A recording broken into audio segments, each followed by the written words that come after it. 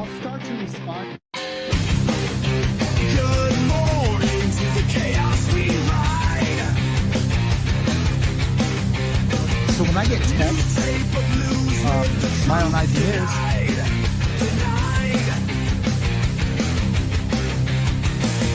Wake up, Sam, he's reborn again. One step forward from where he's been. Turn up the noise, flip the script today. Lights on, Sam, we've got dues to pay. A world on fire, but the winds still blow. This is Morning Mayhem, welcome to the show.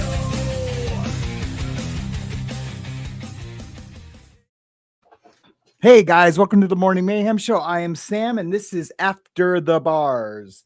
After the drinking bars, after the prison bars, maybe you just want to raise your bar just a little bit higher. This might be the place for you. I don't know. It seems like every other day I have to lower my bar a little bit. Do you know what I mean? I don't know, man. I don't know. Man, we're just going to talk about us and me and maybe even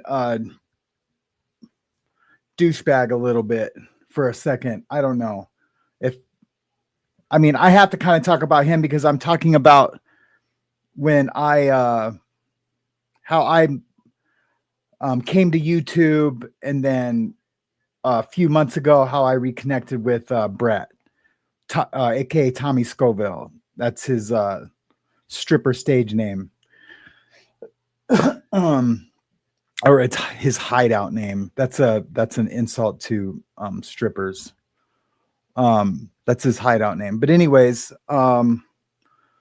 lots happened in the past day. Again, a lot I can't really talk about, but I'm going to talk about some. And what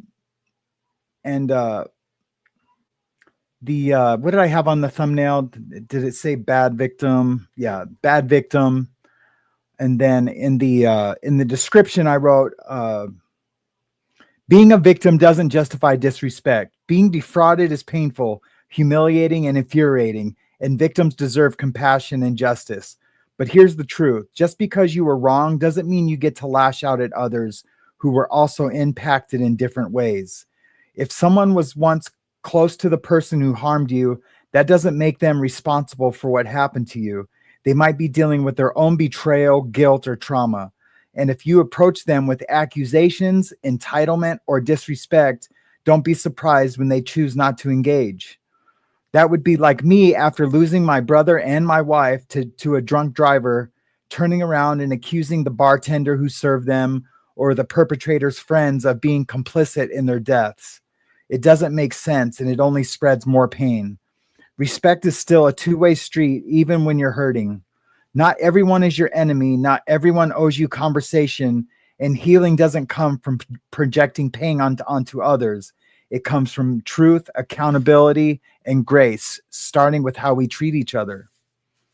If you've been watching me since I've been on YouTube, I've always treated everyone with respect.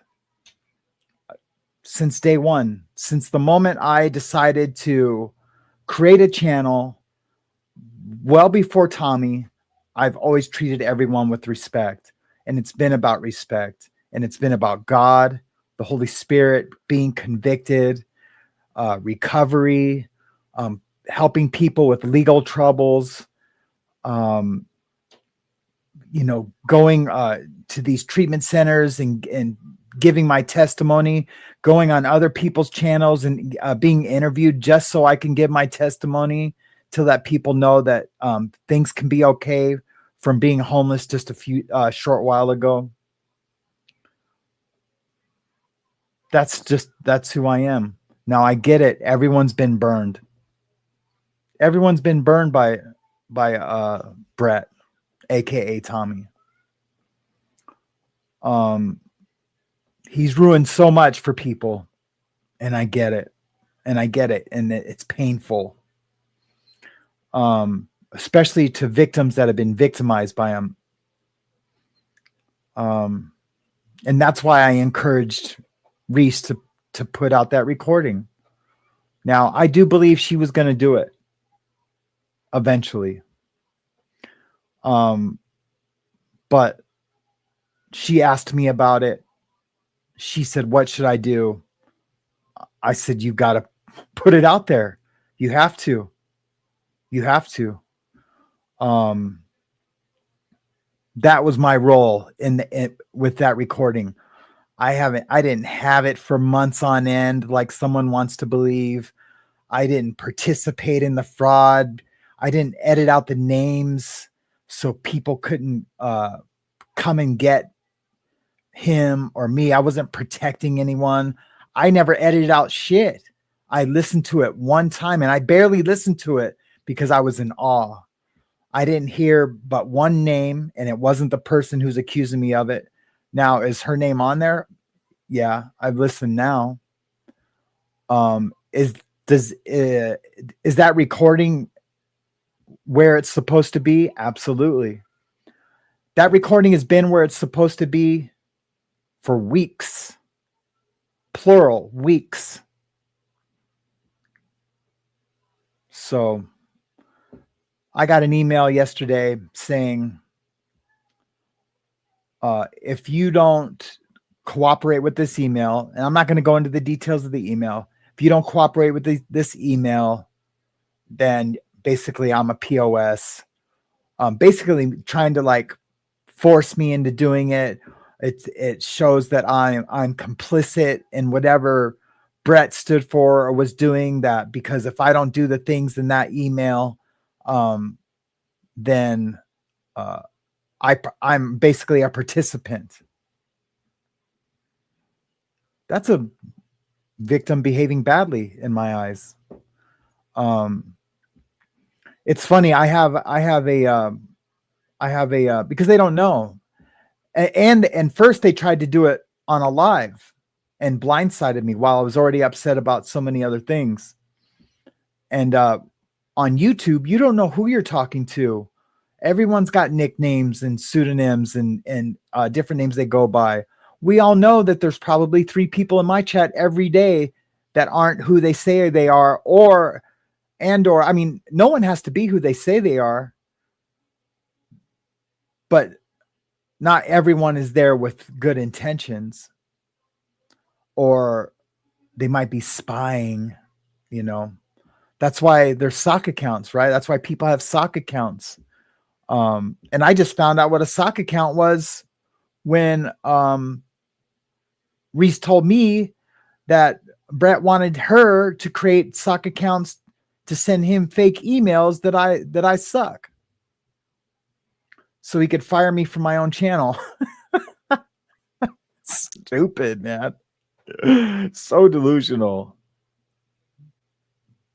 But then I was like, I just pretended to know what that was. I mean, I guessed it was because she said send him emails. But I mean, I went right to Google. What's a sock account? What's a sock account? You know? 2 years ago, well, really just a little over a year ago, I'd been on YouTube twice in my life. Once to install a garbage disposal, and another time to put in a light in a car I had. Because you had to take off 30 things. Most of you know what that means. Like, to change a light in a newer car, a car within the last 20 years is a hassle. It's a whole assembly, and you have to, at least with this car you did. And then I was in a slow period with my profession as a tattoo artist, a really good tattoo artist. I've shared my artwork. People can see it. People can see awards that I won. I'm a good tattoo artist, but it's been slow. It's been slow for everyone in the US. Doesn't mean people aren't tattooing daily. I could tattoo daily still, maybe. I could tattoo a lot more, but I'm not, because I have back issues. Been tattooing for 30 years. So I have back issues. So I started a YouTube channel because I had so much time on my hands doing legal, like court videos, because I love court videos. And then I started watching these guys Mikey and Credence, or Credence and Mikey. And they have like a old school morning show type feel, like I said yesterday, with sound effects and, happy birthday. Hey, we have a new member. And I want to do that. I've always been a fan of morning shows, of talk shows, of old school radio. That's all I listened to in my teens, in the mornings, in my early 20s, listening to Mark and Brian driving on the San Diego freeway in Los Angeles. I love it. So I wanted to start a show. But I needed a co-host. I wanted a co-host. And someone had referred me to this guy, K-Far, one time. I was going to have reach out to K-Far, see if he wanted to do a morning show with me. But he's there's some like weird stuff with him. And I didn't want any external drama coming to my clean plate. I worked with this other Mandy chick. She presented herself to me to be a producer. Again, though, I wanted someone with a clean plate. And come to find out, I worked with her for like 2 weeks. I paid her for 3 months. I worked with her for 2 weeks. And I started getting emails. Be careful, be careful, be careful. But I gave her the benefit of the doubt, even though I was like, man, I didn't want to get involved in any drama. So I went on Discord. Discord is a nightmare for me. And I'm a tech geek. I'm a computer guy. I'm like all the things, right? It was really hard for me to figure out Discord. I just couldn't grasp it. Same thing with Snapchat. When Snapchat first came out. Snapchat wasn't easy when it first came out. It's way easy now. But the some of these things, the way I didn't grow up with social media, and I didn't grow up without how these apps and platforms work. So anyway, I went onto this Discord server, finally was able to make it there. And there's a whole like community, sub-community, sub-community of all the victims from this one girl. Her name's Mandy. Mandy Pettis or something like that. She's victimized a lot of people. And I was on my way to being victimized by her. So I fired her. I took away her access and fired her. And I swore then again to myself, like, I'm not going to have any external drama. I'm not going to have any external drama. I just want a nice, clean channel to where I can just do me. I'm going to be honest about who I am, what my history is. That way, no one can ever say, oh, you didn't tell me you were a drug trafficker. You didn't tell me this. You didn't tell me that. And I'm like, whoa, that's why I'm going to tell everyone everything. I've done interviews. I tell everybody everything about me, but that's including the good stuff. Like when I was a father to 3 little girls with a mother, and we divorced, and I got married again, and she was killed in a car accident, and I became an alcoholic, and then someone turned me on to speed, and then I became a speed freak because I didn't want to feel the pain. That's included in the story of me being a drug trafficker and an addict.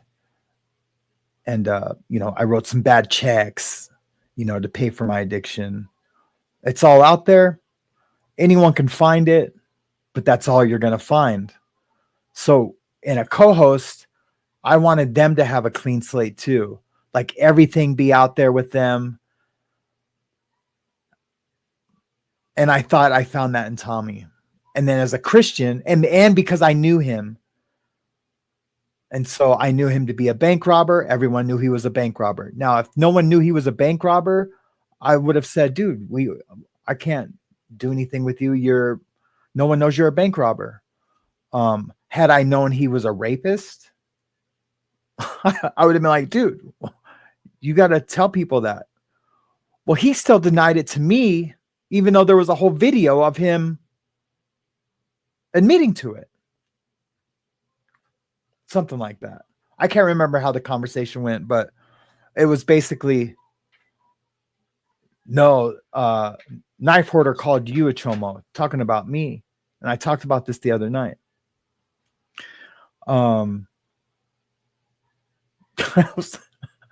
But Knife Hoarder corrected that. He's like, no, I wasn't talking about you. I was talking about him. I'm like, all right, cool, man. Thanks. But that's pretty shitty of him, right? And that was the first chink in our relationship. But I was like, no, that's cool. It's cool. But then I let that go by, you know, and then him and Reese had lost a bunch of subs because of something. I can't remember what, but it was in January. And he was like, oh man, all these trolls, you know, these ex mods. And I was like, well, who are they? But he didn't want me to see what everyone was saying. And he's like, oh, I don't know. There's just like some ex people. But it turns out he does know. He did know, but he didn't want me to go investigate. So I went right back to Knife Hoarder's page, and then bam, found out that he was a chomo. It was like Chomo Thursday or something. I can't remember. So I asked him about it. He still kind of like denied it, but not really. But you know, had to go or something like that. So then I found the thing where he admitted to what it was. So that was statutory. I think I only did one other live with him from that moment on. Yeah, just one. I want to say maybe none, but from the time I found out, we ended up not doing on live again. Maybe one, but it was, you know, I believed it to be statutory. Anyways, we have the big falling out. I know this is boring and redundant, and I don't even want to talk about it. But because of what happened the other night, at the end of the show, I'm having to talk about who I am, who I can stand on, of what I'm about, how I came to be. I'm not going to give the whole story, the whole testimony. That's out there. People can go watch it. It's not, I mean, I'm not even that important to go watch. Do you know what I mean? I'm not saying that with a grandiose ego, saying like, oh yeah, I'm all over the internet. That's not what I'm saying. I'm just saying, I don't want to talk about everything all over again and again. I did those interviews to help people who were once like me. So, yeah, there's such a thing as a bad victim. You know, I was real angry at the guy who T-boned my wife. Real angry. I was angry at the bar he had left. Had I lived in that town, I'd probably be in prison for life for murder. I know I would be. Because I was a drunk, and I was angry, and I was sad, and I was angry. But that was in Seattle. I lived in LA. Oh, man.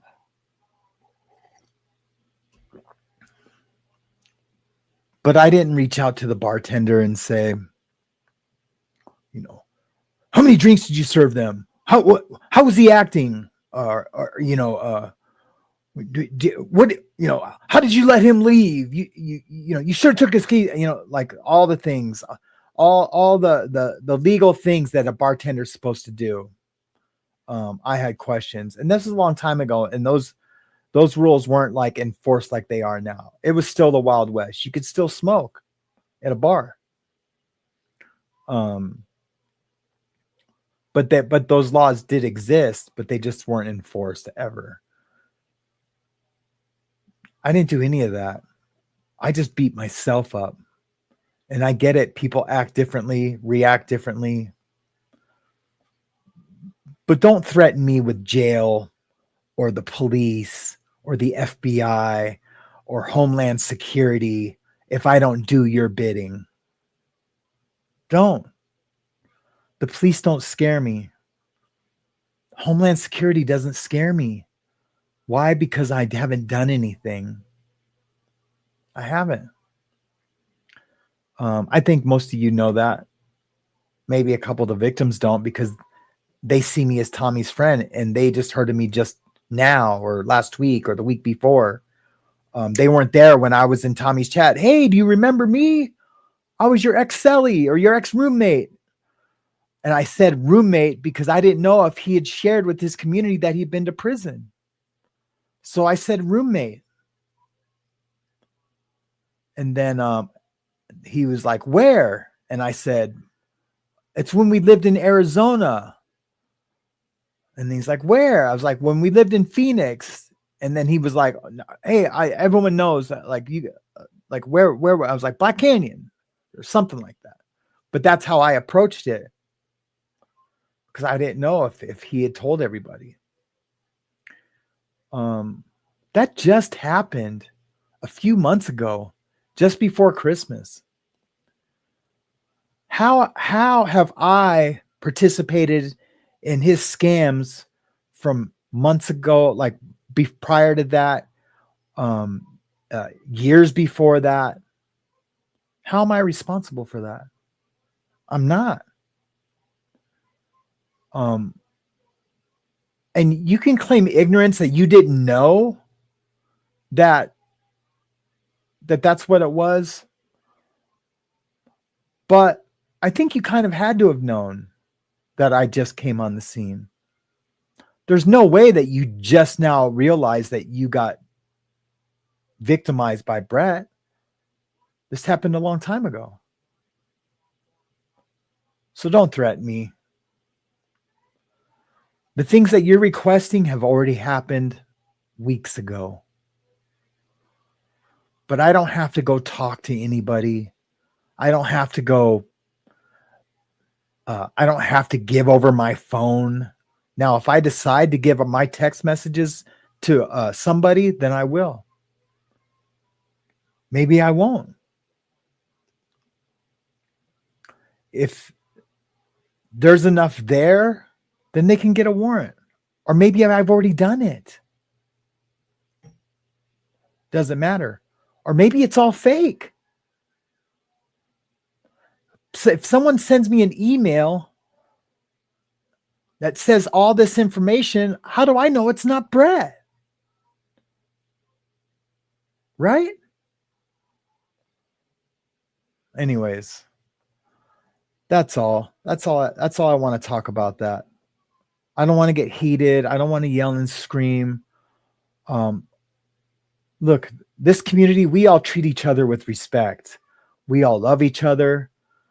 I have not been happier in 2 years as I am now with this community. I just haven't been. People have been telling me that. My wife has been telling me that.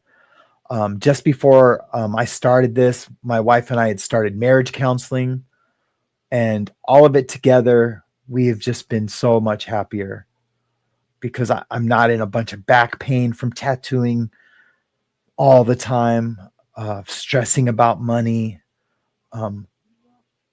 We've just decided we're going to live at this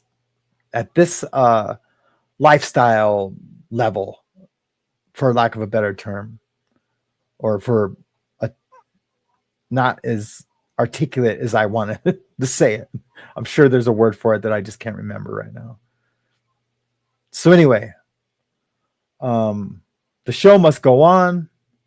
I do have some funny stuff today. Oh no, I took it down because I was just going to talk about this.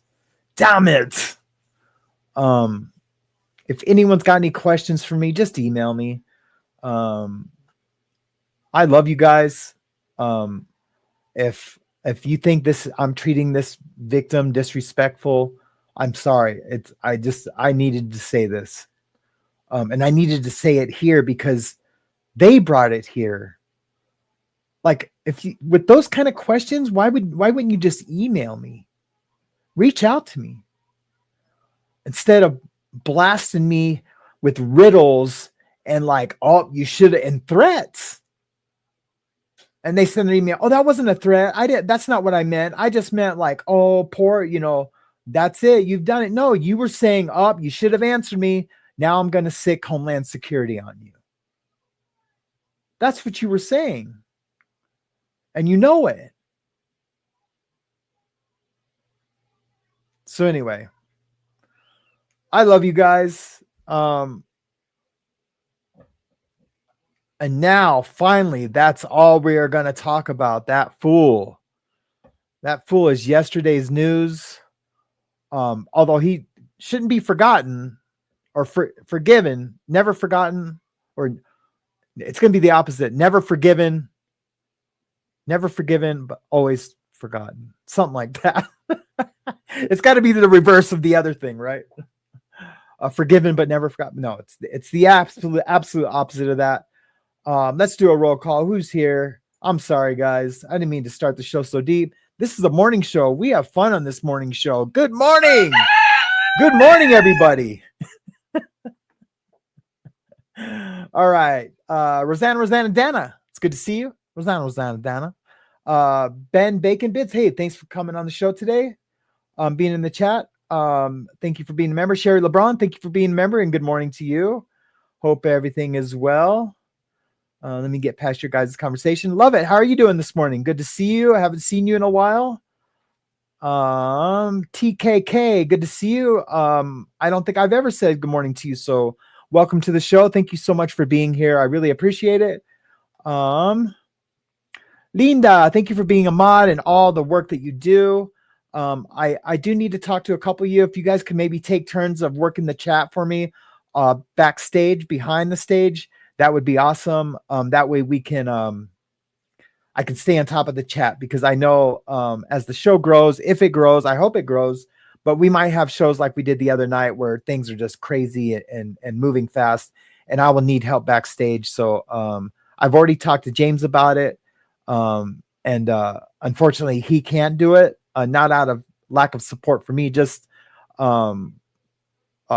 you pretty much do need a laptop to do it. I think you could probably do it from your phone, but he's doing so much more. I really need all his attention on the chat itself.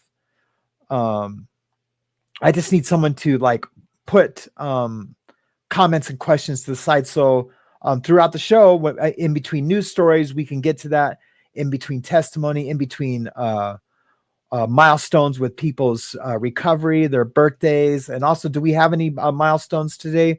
If you do, please put it in the chat, and we will get to that. That would be awesome. Good morning, James Collins. How you doing today, brother? Heather Rhodes. Good morning. How are you? Kathleen Menzies. How are you doing this morning? Thank you so much for being here. Tan Louie, good morning. How are you doing? Or good afternoon, rather. I always mess that up. I know it's afternoon for you. How are you today? Have you guys ever heard of the Dad Challenge podcast? We're going to talk a little bit about that today. Heather, I said good morning to Heather.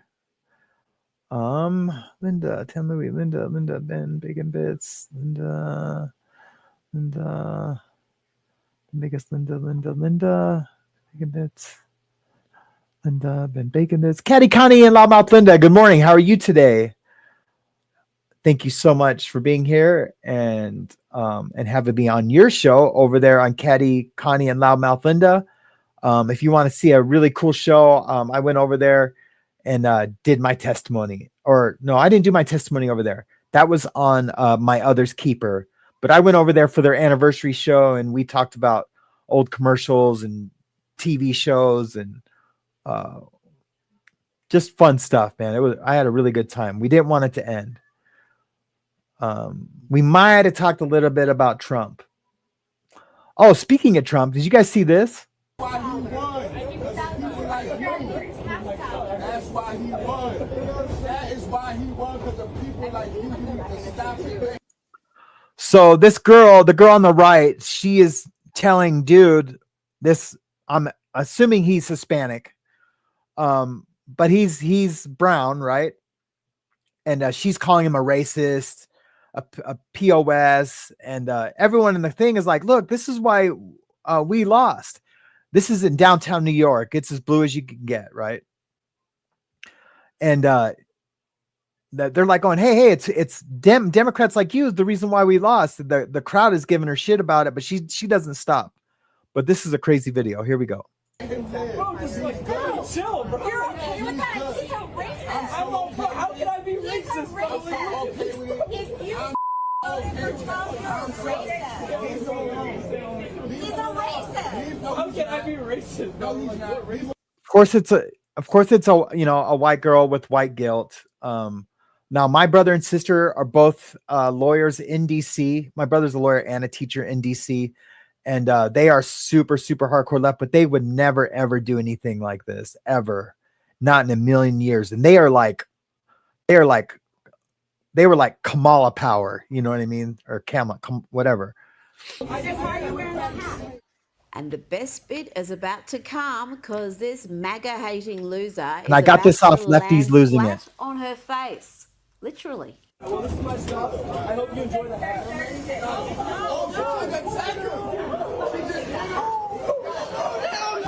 Oh no, I hope she's okay. How good is that? Can you believe that crazy woman chased Hope that she's okay. poor kid? As Oh, I said, yeah, the it's kid took karma. off. He grabbed his hat. I think I've done that with my daughter. She'll like try to grab my hat and I run and then I'll take it off my head so she can't grab it. Yeah, pretty nuts. Pretty nuts. All right. That's our, that was my little segue into that. All right, Caddy Connie, who else is here? Who else is here this morning? ASAP, how you doing this morning? Good to see you. So good to see you. Yes, thank you, mods and chat, for being who you are and being here every day and help keeping the community trustworthy and safe. I really appreciate that. Jane Aldrich, good morning. How are you this morning? I did message you back from your email. Don't worry. That's all I got to say. Auntie Monkey Pants, how are you doing this morning? Good to see you. Who else is here? Who else is here? Woofy, how are you this morning? Hi, peepers. Hello, peepers. Good to see you this morning. Peggy Marlett, good morning to you. How are you doing? Good morning from Missouri. Hopefully you're okay from any tornado damage that was over there. I had some friends from Joplin when the tornadoes ripped through Joplin. That was really scary for them. They were okay, but the half of my buddy's mom's house got destroyed in that. And I wasn't able to go help them at all. But yeah, I just wasn't. I wish I was able to. Hey, look, we got two new members. Thank you, Kayla, for becoming a member on the Morning Mayhem show. And thank you, Christy Hughes, for becoming a member. I really appreciate it. That might have been yesterday because these might have been left up from yesterday. No, that was from today. Thank you for becoming a member. And also, Christy, thank you for the super chat. I really appreciate it for the mod squad. And yes, I'll be wanting to do something for them really soon. Really soon. Blue Bayou, how are you doing this morning? Welcome to the show, and thank you so much for being here. And I already said good morning. Cooler by the Lake. Wow, I haven't seen you in a really long time. It's so good to see you. I'm glad you're here. And thank you for being here. I really appreciate it. My Other's Keeper. That's the show I did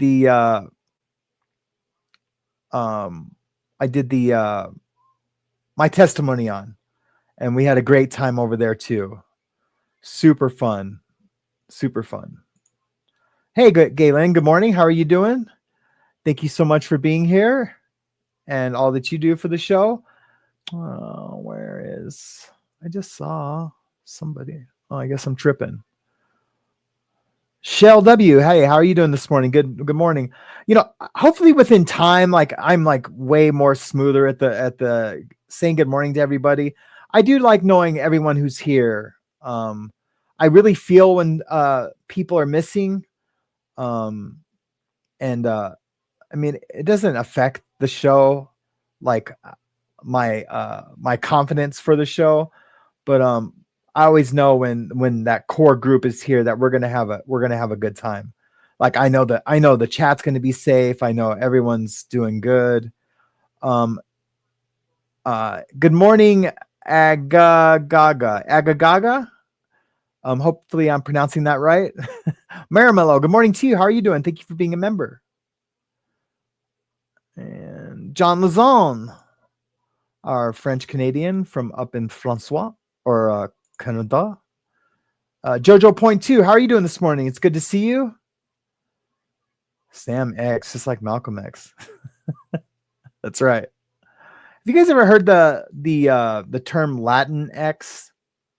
I know it's a progressive term. Can someone please tell me what that means? Sanitarium Radio, STF. I know what it means. Darcy, how are you doing this morning? It's good to see you. And Motherbird 63, how are you doing this morning? Good to see you. Thank you for all the help that you do. Here's a question. Have you ever said Sam I am? I think about that during the opening. I have said Sam I am. You mean here on the show? No, but you know, when I was a kid, everyone used to always tease me because, you know, Dr. Seuss was, you know, still alive when I was a kid. And, you know, it was always, oh, you're Sam I am. You eat green eggs and ham. Nana, nana, nana. At the time, that hurt my feelings for some reason. I have no idea why. I think it was just because they were, you know, chanting at me. I don't know. But then when people found out my real nickname, you know how some people have like a family nickname, and like my family still calls me this to this day, and it's almost been 60 years. Spunky was my nickname when I was a kid. Yeah, everyone called me Spunky. So when certain kids would find that out, you know, they come to my house for a sleepover, or we called them slumber parties back then. You know, it was like skunky, spunky, you're a skunky. Even though it had nothing to do with the way I smelled, I'm sure. Blue, good to see you. How are you doing this morning? Good to see you. Heidi, how are you doing this morning? Good to see you. Thank you for being here on the show. Thank you for participating in the chat, everybody. Vicky Cat, good morning to you. How are you doing this morning? It's good to see you. Thank you for being here. Man, a lot of people that haven't been here in a while. V McWilliams, good morning. Good morning. We missed you yesterday.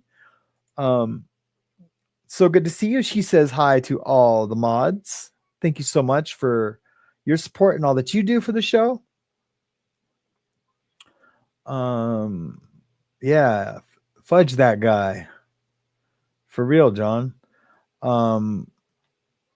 And that almost brings me to the Miss Scorpio Rising. Miss Scorpio Rising, how are you doing this morning? Good to see you. Beta, good to see you this morning, and your lovely rabbit avatar. Right? I thought it was a trout. I'm tattooing a trout today.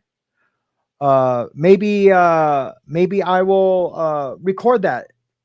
I don't think I'm going to go live with it yet until I'm all the way moved into the new place and put like cameras at every angle. That way it's a better experience for you guys, and it's not me just fumbling around trying to tech. So yeah, that's going to be a lot of fun once we get into the new place. Moved into the new place because I'm tattooing so less, and it's $1,000 cheaper. It's only $800 a month. And I have a partner, so we're going to split that 2 ways. That's $400. If I get an apprentice, you know, I'll split that in half.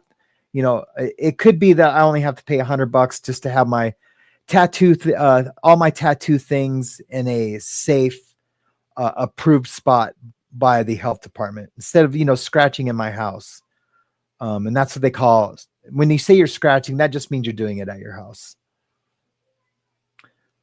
My own eyes and ears. How are you this morning? It's good to see you. One with cats. Good to see you this morning. How are you doing? Nona24, how are you doing this morning? Bobby Jeans, how are you doing this morning? It's good to see everyone so much. Thank you so much for being here. If you missed the beginning of the show, I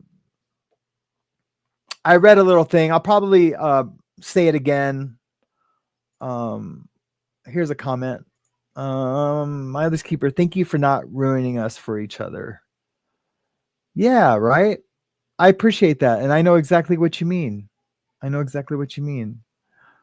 Christy Hughes, good morning. How are you? I already said good morning to you. I can say it again. Good morning again, Christy. Serious hate mail from Good for you. Maybe I shouldn't have put that out there in case people aren't watching the chat. Good for you, Christy. Yes, absolutely. I wish I would get some hate mail. I really wish I would. Not that I would do anything different than you're doing, but I'm just saying. It would give me a reason to do a whole nother show, right? To rant and rave and,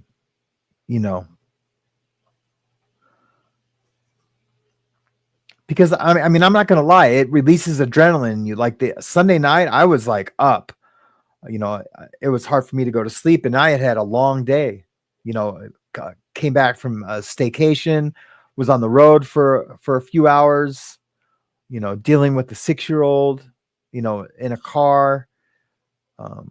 Yeah, it was an exhausting day, but after that, man, yes, we do have to trust God. I hate it too, Christy. We do have to trust God. And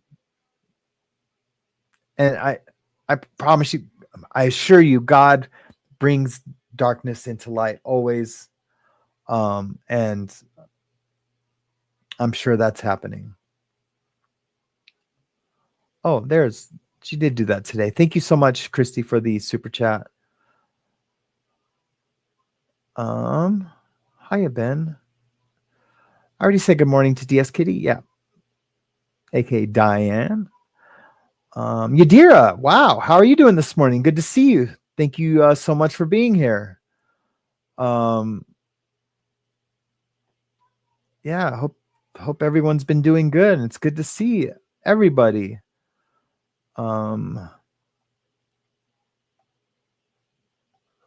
Yeah, I think you get a better turnout when you kind of do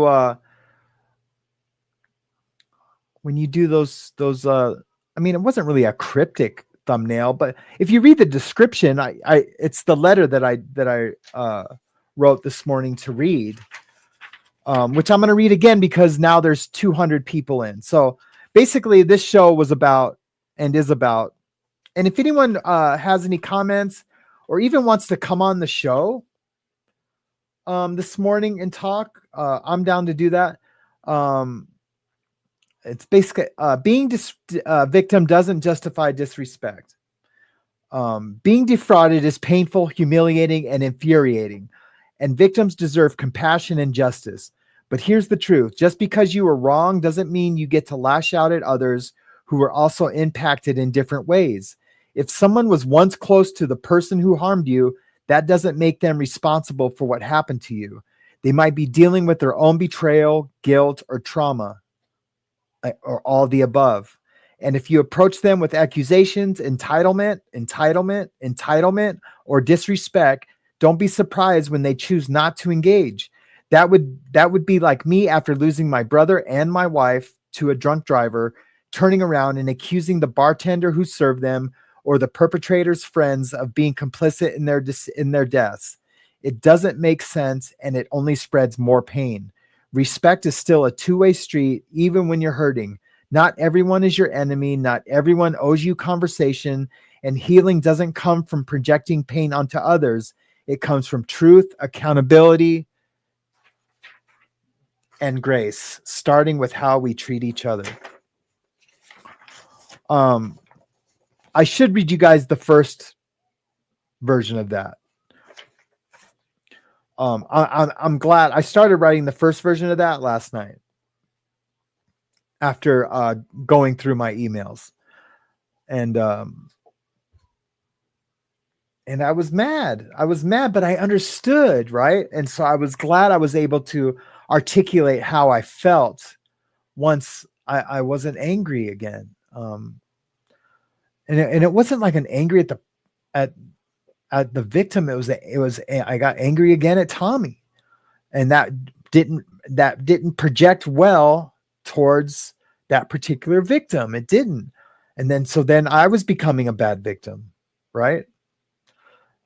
And not that like anyone who like participated with Tommy in anything, and not like, doesn't make us all victims. And I wouldn't even really call myself a victim per se, but I'm a victim of not even victim, but it's, you know what I mean? I'm dealing with his aftermath because I don't want to leave people hanging. And it's not, I could pay my bills a lot easier with my other channel. I can. It pays my bills. But I don't put content on there hardly anymore because I enjoy this more. I get more from doing this, from being here on this show. Like I get more from it. So I would trade this for that any day of the week. I got a few emails from people like, oh, you should switch your show to the channel that's got 15,000 subscribers. And then, keep that growing. And I almost did that, but no, I want it to be here. I want it to be at After the Bars, for all that means, what After the Bars means and what I wanted it to mean from day one. Legal Livewire doesn't do a lot of recovery, right? Now we could have done it on the show, but I want my entire channel to be about recovery and community. So I don't know. It's so much, man. It's so much. This show is so much easier when I'm mad.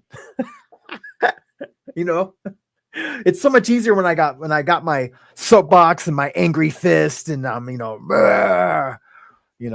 it's so much easier. Really not really.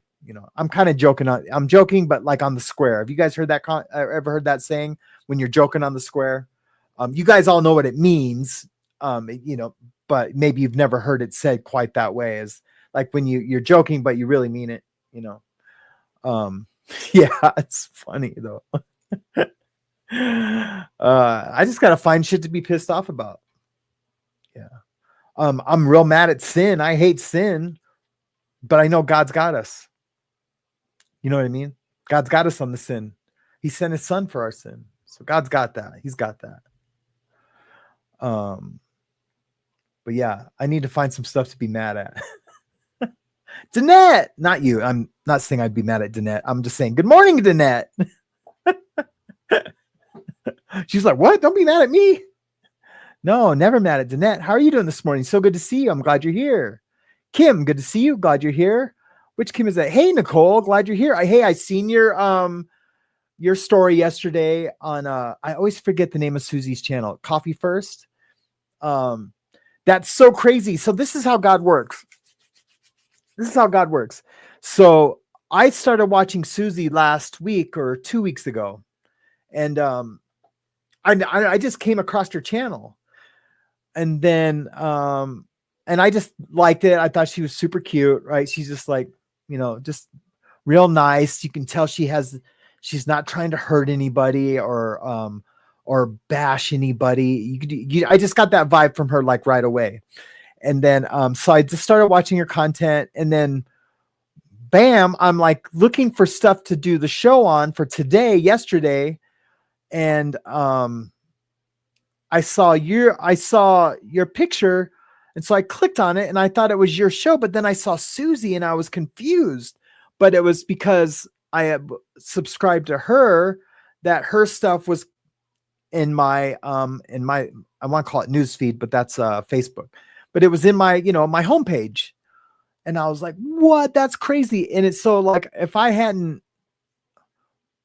because I subscribed to both you guys, but it wasn't on your page.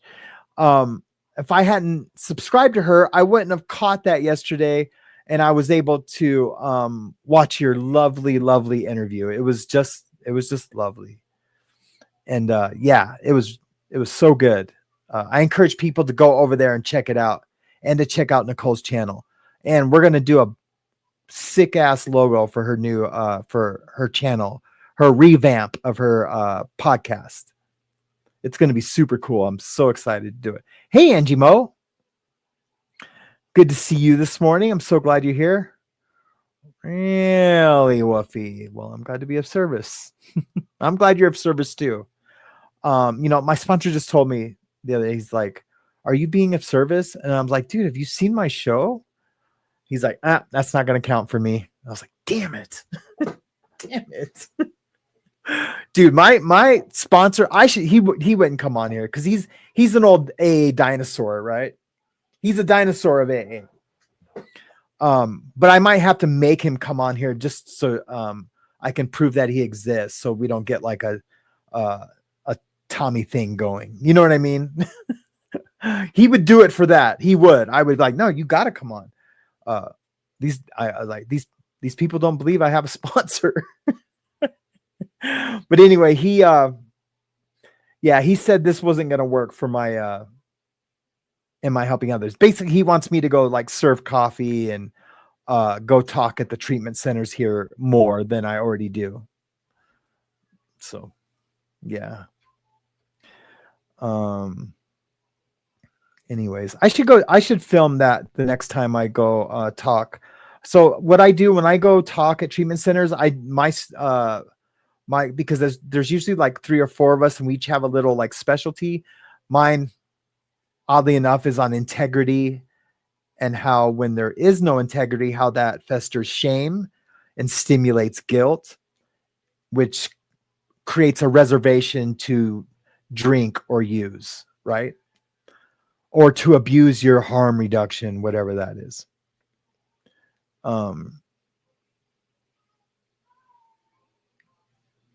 Good morning, full of hope. How are you doing this morning? Who else is here? Yadira this week. Jamie Palmer, how are you doing this morning? So good to see you. Missed you the last couple of days. You can get someone who's coming from, but still be angry. I go through it too. Sometimes my dad gets mad if I don't get what he's mad about, but calling me dumb for it isn't right either. Yeah, I mean that's what it is. But I think at the end of the day, we can all, even if there is like a tiff or something like that, you never stop loving your dad, right? Even if it was a friend, I would never destroy a possible friendship because of it. If we can come to an understanding, or ruin a friendship over something like that, because those are like, trauma responses, right? And maybe, one trauma response is responding to another. My wife and I go through that all the time. I respond poorly to her trauma responding to me. And it's not my trauma that's responding. It's just me, like the fleshly Sam, just responding to and it's hard. And I have to pray about it and really I have to meditate on it, because I need to hear those answers and I need to know what's coming my way. And listen to what I need to do to make those changes.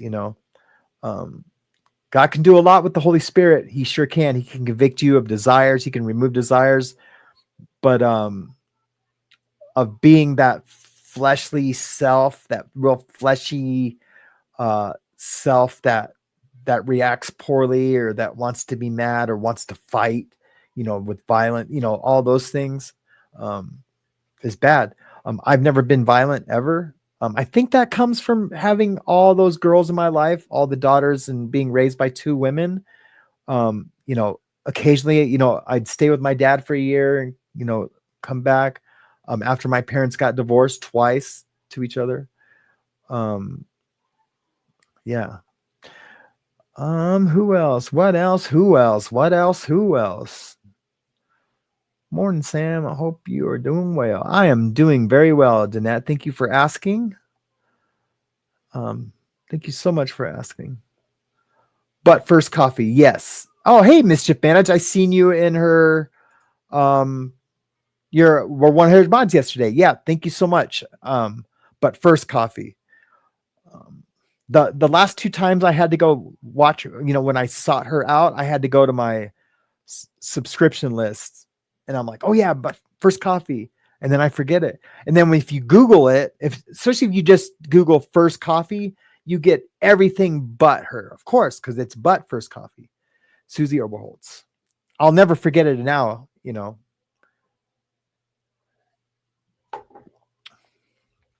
It's crazy. That was the show. Remember, guys, yesterday when I was talking about parasocial things, I had already been watching her, and then she did a show on that, and that's when I knew. I was like, oh yeah, I'm so glad I subscribed to her. She's the one who introduced me to that whole, what that is and what that exists, and how it exists with influencers and YouTube creators that actually show their face and have a community and talk to a community. Super intriguing and super awesome, and I enjoyed every second of it. It's really one that I could watch again. Yeah, I just super enjoyed it. And that's why I became a member, and I encourage you too, if you like it over there, become a member.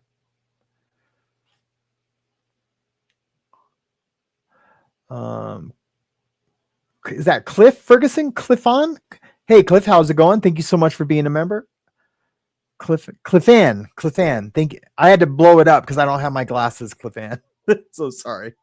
I'm sure you've had people F it up before. Who else?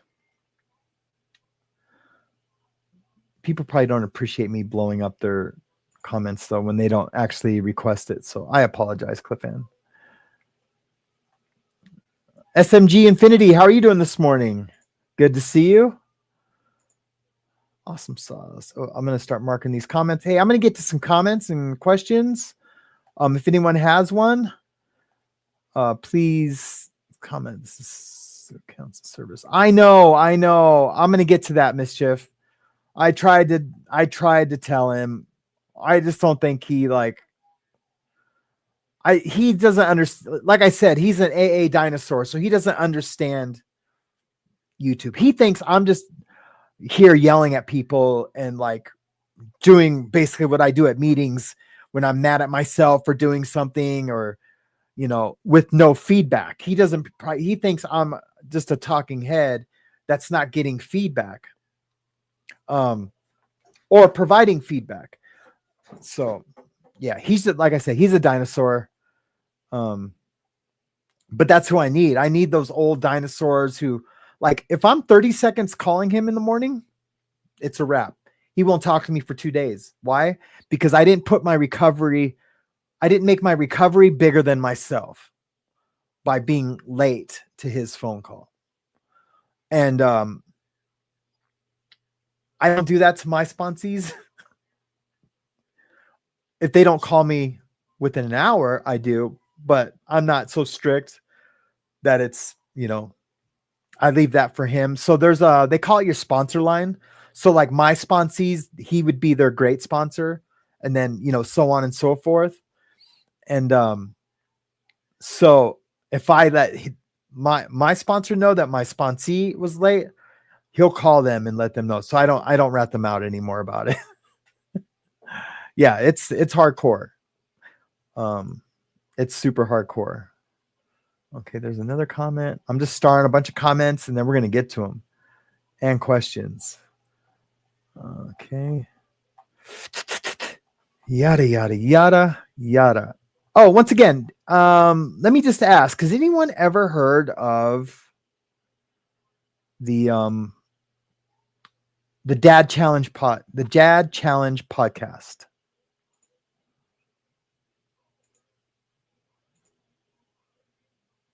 And I'm going to show a picture of the guy. That's the guy right there. So I don't know his entire story. He's I believe he's an ex-pastor, but still believes in God. But I don't know his whole story, so I don't want to speak on it. I want to say he traded in his pastorhood for being a YouTuber. And what he does is that he just, I think it all started with people exploiting their kids on YouTube. And so he blasts all those people. And he has a few that he really, really doesn't like.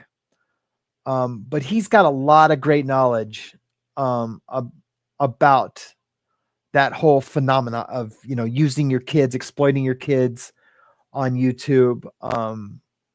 And it's really good. It's really good. So I will be in the coming weeks, reacting to his reacting. Man, that's like, but the content that we are reacting to isn't, are people behaving badly. In our eyes, in his eyes, and then in my eyes. We are fruit inspectors. We don't judge. We let God do the judging, but we are allowed to inspect, right? And I'm not going to come at it from like I'm going to come at it exactly how he's coming at it. So, but yeah, we're going to be doing some of that today. That'll be cool. And I'm just going to get to the some questions and comments that I've starred in and put up. Victoria Morton, thank you so much for the super sticker. I really appreciate your support. It really does help the show. Nona24, thank you so much. Did you get your package? Oh my God, I forgot to get the key. Oh my God. Oh wait, let me go check my other keys. My other keys are here. I didn't see Mariana till late last night because I had to go take flooring over to the shop. And then I forgot. I will go leave you a super sticker on your page because you didn't have to do that to ask me that question. My other's keeper, thank you for not I already did that one. Full of hope. This is about $13, not much, maybe $3. Thank you so much for the super chat or the super sticker. I really appreciate your support, Full of Hope. We're all going to get through this. I know we are. Kalia, thank you so much for the super sticker. I really appreciate it. Ben Bacon Bits, thank you so much for the super chat. Because I love Mexican food and you do too. How did you know that? How did you know that? Have I talked about that? That's crazy. Maybe my wife talked about it. I love Mexican food. Oh, I must have talked about that. So we have a new Mexican restaurant, and it's like super authentic here in Montana called Santiago's, and they have the best street tacos. And they know how to do it. They know how to do it. That's crazy. That's so cool. Thank you so much. Yes, I will use that to buy street tacos. Thank you, Nana of two, and welcome to the show. I'm glad you're here. Sam, we want nothing but the best for you. You are awesome and make us laugh and have fun. Keep being the great person you are. Thank you. I appreciate that. I really do. We're all great until we're not, right? So let's just hope we can sustain like this greatness, all of us as a community. And I don't mean that to be trite or to I want this to go on until I die. Like for real. Like I want there to be a Morning Mayhem memorial show, and I want like if any of you guys start a channel that does like recovery stuff or news or whatever, or just like having coffee with the girls or whatever, or with the boys or all together, like I want to support all of that. I really do. My other keeper comment. I'd love to be on with you this morning. We could talk Canada versus USA stuff. What time is it? Well, we only have 45 minutes left. Let's do that tomorrow, my other's keeper. That would be awesome. We could probably bring on James Colin Cares for that too, since he is in Canada. That would be amazing. So let's plan on that. Nicole, thanks, Sam. You're awesome. Thank you. I appreciate that. Mischief, man, this so counts as service. I know, Mischief. I know, but I already explained why he thinks it's not. And we could talk also about being mentally well. Let's do that tomorrow. Let's not do any news tomorrow. Let's do USA versus Canada. She also says, my hubby doesn't understand this type of community. If you're reading this, you matter. That's right, James Collins. And he doesn't mean just me. He means the world. Yeah, and he really does care, man. If you guys ever think that that's like a watered down, just to say you care, no, it's not. James Collins cares. And that's, if anyone deserves to have that in his title for his name, and then that is that dude. Lord Kiss Freak, that's my dude right there. Sam, I hope you like the songs I sent. I do. I really like them, and I want to present the second one. I guess you probably don't know which one is second, but the one that's a little more hard. I like them both. I love the lyrics, and yeah, thank you so much. They're super cool. I was gonna say something to you in another. I think it was Susie's chat. I was gonna say, hey, but I didn't want to like have like a side convo about my channel in her chat, or anything. I didn't want to like try to like you know what I mean. I'm still learning the etiquette, so maybe I would have been okay to do that, but I didn't want to like assume and then apologize. I don't want to ask for permission. You know what I mean? Know the rules before. Mama Bear, what is your all-time favorite tattoo? Did we do this before? I think I told you last time what was my all-time favorite tattoo to do, and I think you meant what is my all-time favorite tattoo on myself. So maybe a little more clever, because it could be either, and I could answer both. My favorite all-time tattoo to do was the dragon that I did, was the guy's entire body. So this guy had some political ink on him, some gang tattoos. We wanted to cover it. It was across his stomach, and so he wanted a dragon. So he was thinking we could just do like this dragon over it. So I came up with this idea to do a dragon over his entire body. So basically the head was like the traditional Japanese dragon head on his chest. And then that went over his shoulder and then like hugged his back. Like the upper legs kind of like hugged his back, and his body went around and across his stomach. And that's what changed. That's what covered the political ink. And then it winded on his back, and then it wrapped down around his legs, and the arms of the bottom arms were wrestling an octopus. And then the octopus tentacles went everywhere, and there was water. And then on the top, there was air. It was a pretty epic tattoo. Pretty epic tattoo. It took me a long time to do. Lots and lots of hours. But the reason why we were covering it is because he was a jiu-jitsu fighter. And he just, it wasn't his life anymore. He wasn't about it. And I charged him nothing to do it because it was my project. He wanted something smaller, wanted to pay for something smaller. Yeah. And you never guess who this guy's niece was, or a cousin, who this guy's cousin was. Katy Perry, like the real Katy Perry. Yeah, super cool. And then my all-time favorite tattoo on me would be probably my Elvis tattoo on my leg. So I have a tattoo of Elvis on my leg and not Costello, which is who I'm actually a fan of. I'm not a huge fan of Elvis.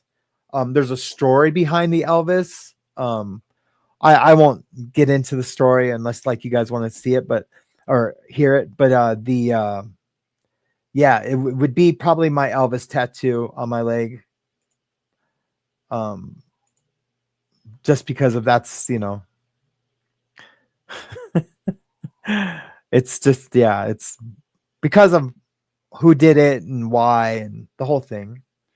And then there's like a story of afterwards of all my friends giving me crap about having Elvis tattooed on my leg. Yeah, at the skate park in Venice Beach. Yeah, it was pretty funny. And the person who did it was there and found out that I wasn't an Elvis fan when I had lied to her and told her I was an Elvis fan. Or that, yeah, I mean, I lied to her. Yeah, basically. Yep, sure did. Hey, Lord Kiss Freak, thank you for becoming a member. I really appreciate that. I really do. Thank you so much, man. Lord Kiss rules, man. I really want to hear it if you want to share. Oh yeah, Jamie Palmer. Yeah, I'll share it. Whoops.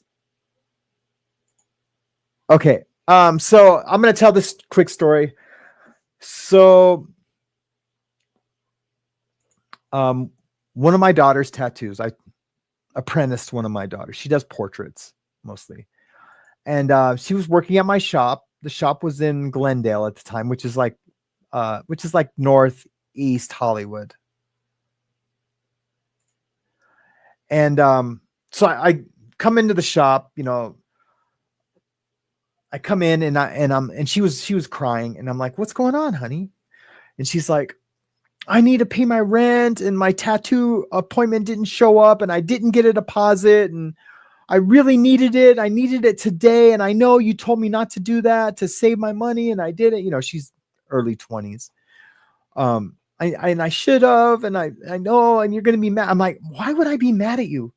I'm mad at the customer that didn't show up. Right. And I was like, look, I'll give you the money for your rent. And she would never accept that ever, not in a million years. And I know that, but that's not why I ask her. Like, I want to give her the money. So I said, well, what's the tattoo? Right. And I think you guys know where I'm going with this. And she's like, it's Elvis. And I'm like, really? Let me see. And I'm thinking if it's Elvis Costello, bam, I came up, right? I was like, cool. I'm going to pay her for this tattoo and I'm going to get a sick ass Elvis Costello tattoo, right? Allison. So I was super stoked. Well, what does she show me? She shows me a picture of Elvis Presley. Now I'm old, like I'm old as dirt, right? You can tell just by look at my face, right? And I don't dye my hair. Someone accused me of dyeing my hair. I don't dye my hair. It's, I just am now, I'm starting to get gray. So, so I'm like, babe, I love Elvis. I'll get it. I have a big space on my leg. So we'll put it on my leg. She's like, no, you don't. I said, honey, I swear I love Elvis. Look, here's $500. Do the Elvis. And she's like, really? I'm like, yeah. She's like, okay, cool. And so, because he's working for the money. So she does the Elvis, right? And, I'm just like, cool. And we're all at the skate park in Venice Beach. So like at the skate park, there's like these like benches you can sit in. And I see her up there and some of my friends, and I'm doing my thing, my little vert skate routine. And I come up to the benches and it was still pretty fresh. Hey, Lacey Silver, it's good to see you. Thank you for being here today. I get up there and I'm in shorts and a tank top and they're like, what is that tattoo? And she's so proud of it. She's like, oh, it's Elvis. I did it the other day, my dad. And they're like, Presley? They're like, you don't like Elvis Presley. These are like friends, right? That know every little bit about me. And I'm like, yes, I do. They're like, you don't like Elvis Presley. And oh my, she didn't talk to me for almost a week. Yeah, I'm going to start crying about it right now because I lied to her, you know? And she was so hurt that I did that. And it is funny. It's super funny. We laugh about it now, but I remember the pain at first, right? So sorry, I didn't mean to like start crying. I'm sorry, guys. We do. I promise you guys, or I assure you guys, we laugh about it now. But yeah, I just shouldn't have lied to her, you know. But I knew she wouldn't take the money. I knew she wouldn't take it. But she's over it, so it was funny.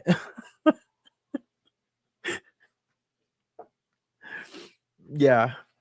Sorry. Wow, that it blindsided me.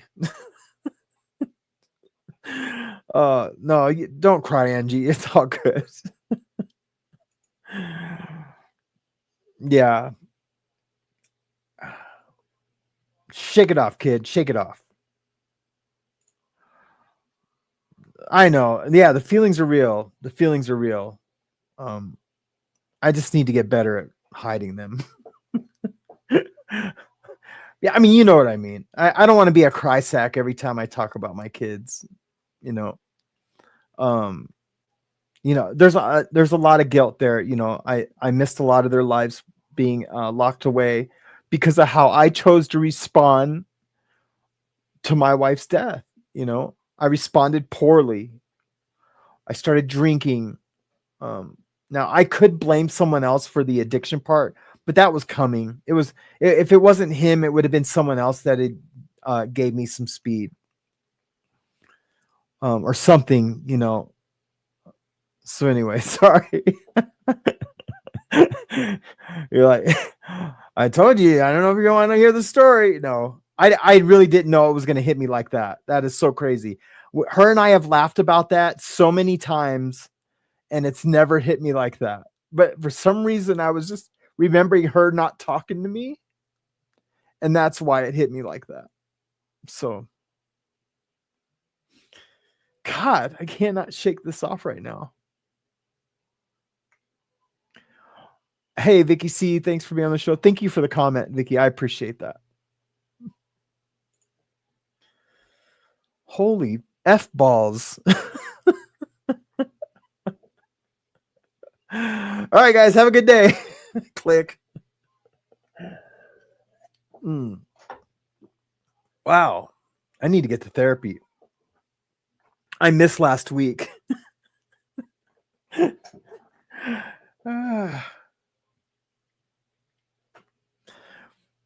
Yeah, I do think more men should know their feelings. My dad was an emotional guy.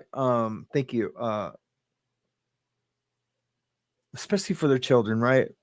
And that's the only time I ever seen my dad cry. It was because of me. And when he would spank me, he spanked me twice in my life with a belt, and he cried both times, and it wasn't abuse at all. Like, he just held my shoulder and like spanked me with a belt. You know, he's an old hillbilly from Tennessee. I mean, if that was all he was doing, then, you know, I think he was doing better than what his dad did, because I know his dad did more than that, you know.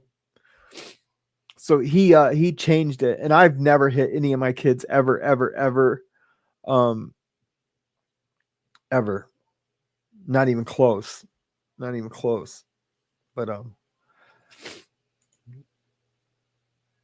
what was I saying before that? I started talking about something else. Oh yeah, therapist. No, missed that.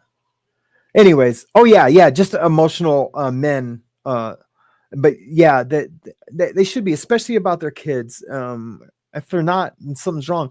Most of the dads I know, I've never seen the emotion, but I know that they really love their kids, and if anything had ever happened, I'm sure they would be they wouldn't be too tough to cry, I guess. Hey, Paula Penley, welcome to the show. I'm glad you're here. And you have a comment. It's not just that day's pain you're feeling, honey. This last month has been a lot. Yeah. I think that's it. You know, when you it's like I think it's just like this. When my wife picks up my daughter, when I pick up my daughter from school, I'll usually will take her to a playground to kind of like what's the word I'm looking for? To kind of like not deflate, but kind of like unwind from school, because she fights her little emotions all day of wanting to be a kid. You know, she's like having to like, you know, sit still and you know, but when my wife picks her up, she usually doesn't do that. And so for a while we couldn't figure out why she has meltdowns whenever my wife picks up Hazley from school. And so we had to like figure out what was different. What are we doing different? Because we're a team, right? And it was because that's what it was. She like holds it in all day. And then if she can't, you know, go to the playground, or even like going to Walmart and going grocery shopping, I'll do that too with her. It helps her like slowly like get into, you know, but if she comes home and she just has to like, you know, be by herself, you know, in her room, you know, watching TV, or, you know, she can be with us watching TV too, but she has to watch what we watch. I mean, we watch what she watches a lot, but sometimes we just have to put our foot down and be like, no, I can't watch, you know, Moana or, you know, for the 100th billion time, or whatever it is. Right. So anyway, but I think that's what it is. Like, you hold in like your anger and like pain, you know, all the things, right? For so long. And I haven't gone to therapy, and I'm not saying I'm a victim in any of this. I'm not saying that at all. I'm just saying, but I've been holding a lot of anger. And I think anger can come out in different ways. You know, I've cried because of anger a million times, because you want to lash out, but it'd be inappropriate, you know, or like you want to hit something, but it'd be inappropriate, or you want to fight somebody, but that's always inappropriate. Right. But you have the feelings to do that. I've cried before doing that. My oldest 3 daughters, their mother, her brother pulled a shotgun on me one night. We were teens. This is when like we were just dating.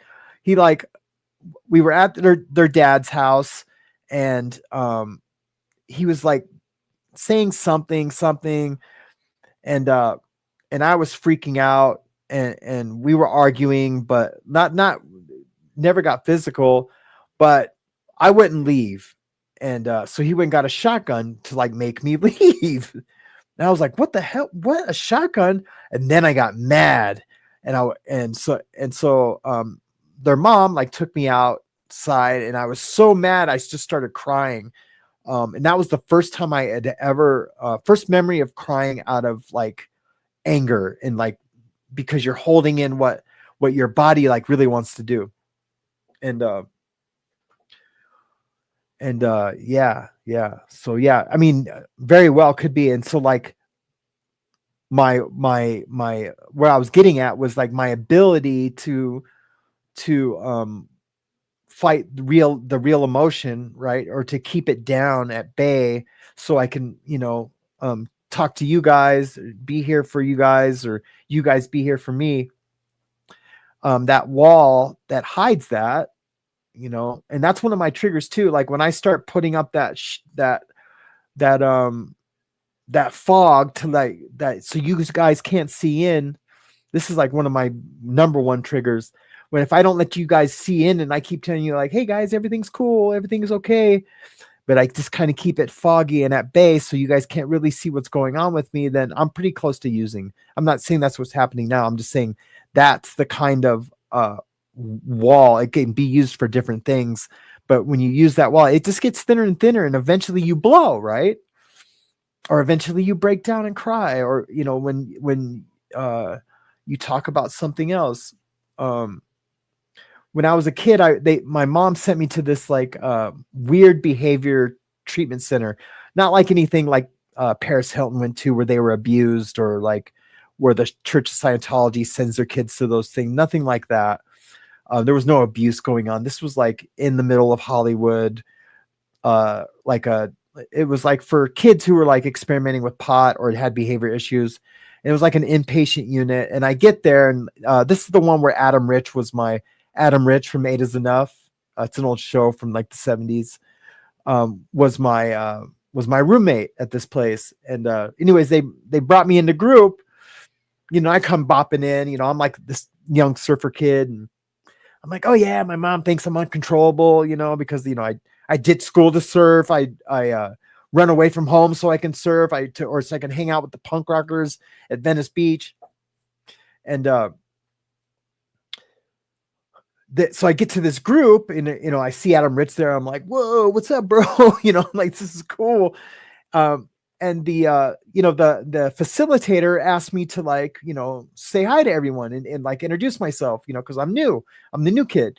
And I'm like, yeah, I'm Sam, I surf and I smoke weed and I'm cool, and everyone's like, yeah. But the facilitator wasn't having it. She's just like, oh yeah, so why are you here then if you're so cool? And I'm like, I don't know, it's my mom. My mom put me in here, and I'm sorry, I'm just marking some comments. And she's like, no, there's got to be something more. I was like, no, my mom put me here, and for no reason. And she's like, all right. And so like she gets this big kid, man. This kid's probably either big time wrestling now at the WWE or F or whatever it's called, or he's like played football. He'd be retired now because he'd be in his 60s or 50s. And she's like, hey, Bubba. It wasn't Bubba. I'm just saying that to be funny. But there's like, hey, Bubba, come here. And so Bubba comes over, and she makes us go like this, like that, but hand to hand. And she's like, all right, I want you guys to like just pull as hard as you can for as long as you can. Just pull. And I'm like, all right. So I'm trying to be tough, but this dude's huge, right? So there's no way I'm pulling this guy over. And he must have knew what she wanted him to do, because he didn't try to pull me over. I was just pulling on him like I was pulling on like a fence post or a telephone pole, really, right? So I'm just pulling, and I'm like, can I stop? She's like, nope, you're gonna pull until you cannot pull no more.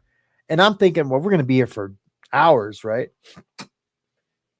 No, it took about it seemed like 10 minutes. I bet you it was more like 3 minutes or 4 minutes or maybe 5 minutes. But I pulled until I just couldn't pull no more. And when I stopped, I was like, geez. And she's like, why are you here? Right? I was like, I'm gonna cry again.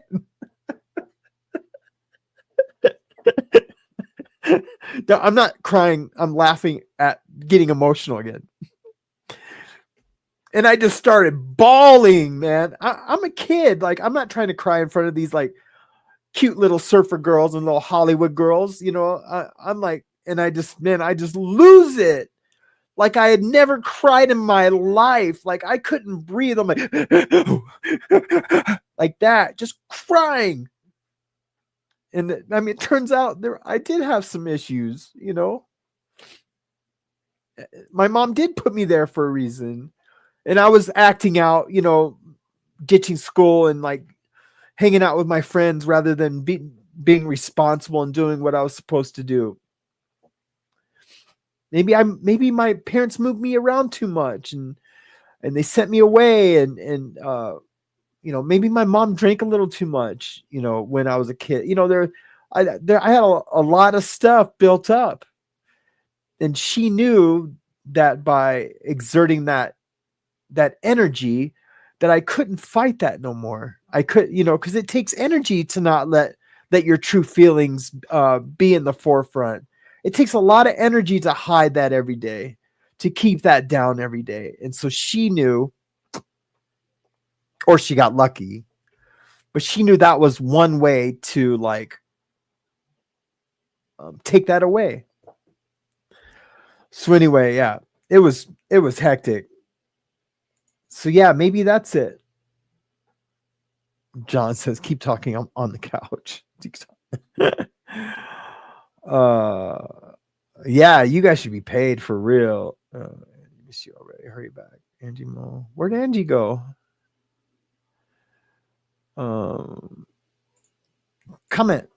Perfectus Victoria Abram Morton says, watching you think through things is inspiring. As you search around to figure out things, it's a good reminder that we all need to consider, reconsider, ponder, stay wondrous. Oh, I love that. To stay wondrous. That's like my favorite part of that whole thing. I love watching it. Thank you so much, Perfectus. I really appreciate that.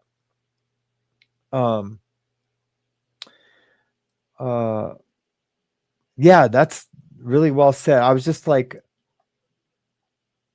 the staying wondrous part, like we can't lose that, especially as we get older, especially because we have more time to do it. If we have so much time, as we get closer to like retirement and things are slow, if we don't stay wondrous, or have that wanderlust still within us, how boring would that be, right? I mean, I created a YouTube channel at the age of 55. And then another one at the age of 56. And I'll be 57 soon. I think that's a lot of wanderlust. That's taking a risk and an adventure. I mean, really not a risk. I mean, the financial risk is, all the subscriptions you have to like edit videos and like, StreamYard and but you can do it for free. You could do it with a phone and OBS, or just a phone and YouTube Studio, and it would look pretty much just like this. I don't know why I started talking about the money part, but I guess what I'm saying is like, it doesn't cost anything to stay wondrous and to have that wanderlust still so that was beautifully gorgeous to me. That last part. I mean, the whole thing was awesome, but yeah, to stay wondrous, that's that for sure should be on a shirt. And if my wife was here, she would tell you, I tell people all the time, quit saying that should be on a shirt, because I have a shirt maker. Basically, I can make any shirt that exists. All my friends are always like, hey, let's make a shirt.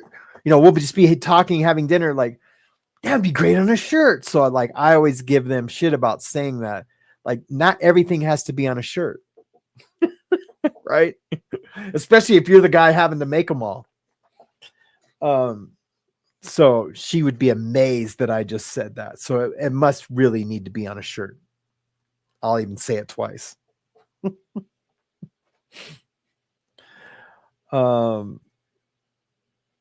What's going on in the chatty chat?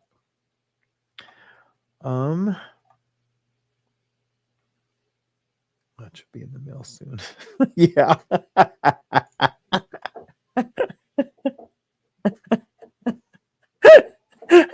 That's so funny. And I didn't even need to see the first part of why you're saying that, Nicole. Oh, that's so funny. We really need to figure out what we're going to do with this thing, with this watch. It's got to go to something good. It's got to be something good. It doesn't have to be a perfect good, but just as long as we put it somewhere good where we know, badass, it's went to something good.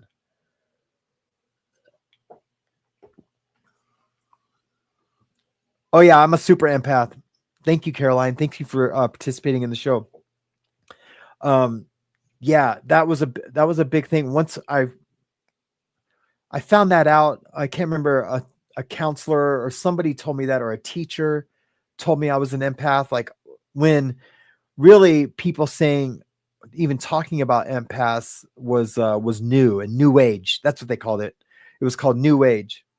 And they might even still call it new age. I mean, in the grand scheme of things, these, like, this short, we'll just say 100 years to round it off, that we're all here, is a blip of a blip, right, of time, in the whole grand scheme of things. So new age still could be new age technically, but back when people weren't talking about therapy and empath and spirituality, and like, when you didn't have to be when you weren't considered to be a weird guy or girl, to think that crystals were cool or could heal you. This is a cool story. So one time, this is when I was a bad guy doing bad guy stuff, or a good guy doing bad guy stuff, we'll say.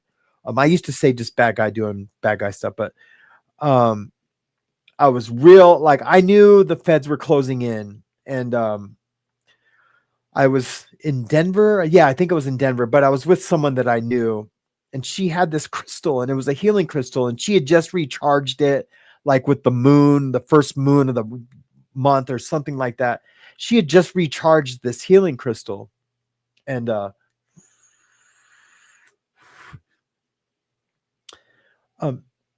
she see me. I hadn't seen her in a while, and she's like, "Whoa, you look stressed out." And I'm like, "I am, man. I think I'm going to prison for a long time." You gotta remember, a little less than a year before that, I was a systems engineer at Microsoft. Lost wife, became an addict, drug dealer, trafficker. Now I know I'm going to prison. And I think I'm going away for a long time. I was stressed out. Anyways, to make a long story short, she handed me this crystal, this healing crystal she just charged, and I put it in my hand. That's all I did. And I know this is going to sound like weirdo, like weird stuff, but I think this community would understand this. So maybe it won't sound weird. It was super weird to me at the time.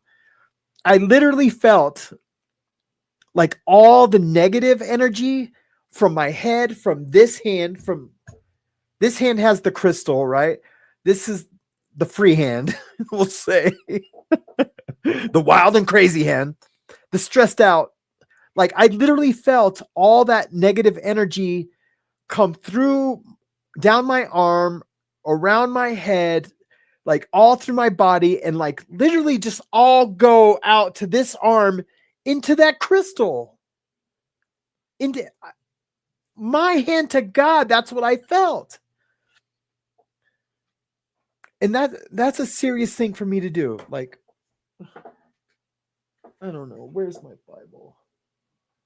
Why is my Bible never here anymore? Oh, it's because I was doing a Bible study out there.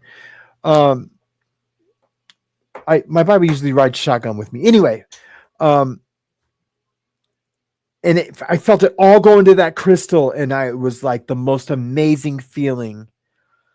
And I I sat in this lawn chair in her backyard, and I just sat there, and I was so happy. I was so happy. Like I was like, all that just went away.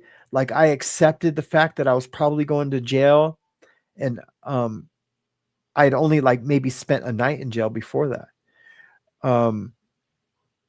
Like a DUI situation. And I was like, man, everything's going to be okay. Eventually, right? I didn't know people were dying in prison and things like that. If I had known that, I'd been super scared. If I'd have known that, like, there was gangs and I was going to get like brought into a gang, all the things, right? I would have been scared. I never would have like felt any kind of peace at that time. but I did. I felt super peaceful at that time. And I think maybe a month later, they grabbed me and flew me back to Montana, and I did a Rule 21, which is like all my indictments got rolled into one. Yeah. So pretty crazy. So, man, all that just from talking about an empath, man. To some of you new guys, you'll see I digress a lot, and some people like it, but sometimes I digress too much, and my story gets sidetracked into another memory, it's pretty crazy. Hey, Susie, thank you for becoming a member. I really appreciate that. Thank you so much. And I'm so glad you're here. I really love watching you. I started watching you before you did the thing on, not only on the two chomos, but I started watching before that, but I really liked the one you did where you talked about the parasocial things. That's when I was like, bam, I'm hooked. So that was really good. And then I saw you had Nicole on yesterday, and that was just beautiful. Beautiful. But yes, thank you for becoming a member.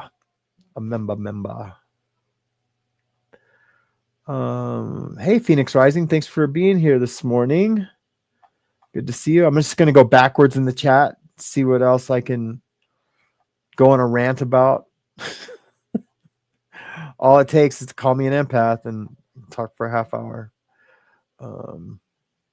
It's funny. I tell you guys, I talked to my dad the other day, and he's in his 80s, and he doesn't know what any of this stuff is, but I was like, he's like, so what have you been doing, son? That's my impersonation of him. What have you been doing, son? And I was like, well, Dad, come to find out, I have a lot to say. You put a microphone in front of me, I have a lot to say. And he just started laughing. I mean, because he knows I'm a little charismatic, I can be charismatic, sometimes. I was like, that was the only way I got girls like in high school, was because I had charisma, because I had really bad acne. When you're a kid, acne is like the end of the world. And you guys can see these scars like right here and like right here. And I've always had these indents. Like since I was in the 3rd grade, I've always gone like this. I've always been like a thinker and an empath, right? And so like the only way I could really even have a girlfriend, and I was a really good surfer and skateboarder, and so like I could get girls, but I had to have that charisma because they had to get past my pizza face, So I got really good at making friends, and plus because I moved around a lot, got really good at making friends, and because I wanted to have a girlfriend, I got really good at doing that by having like, a little bit of charm, a little bit of fun, a lot of party talk, which means, there was like exaggeration back then. And so you get really, really good at it. But, you get older and you realize, the exaggerating, you lose more friends from exaggerating than you do gain friends, right? From like the party talk, and then, if you ever get saved, then and when the Holy Spirit takes away your desires to like use drugs and all the things. And I've talked about this when I do my testimony, like for the first 2 months, I did more backspacing in a text than I did texting, because I was like checking all my little like white lies. Someone say, hey, can you come help me move tomorrow? Like, oh no, I got a birthday party to go to. Oh, no, I don't. Sorry, bro. I just don't want to, or I'd be like, yeah, okay, I'll help. It's so crazy. If you really, really like want to check yourself on that, like just say like, hey, like I'm really going to not tell any like white lie, and you'll be amazed. I mean, maybe it was just me. Maybe I just told a lot of more white lies than the next guy, but you'd be amazed at how much you're like, oh, I forgot I made a promise to myself.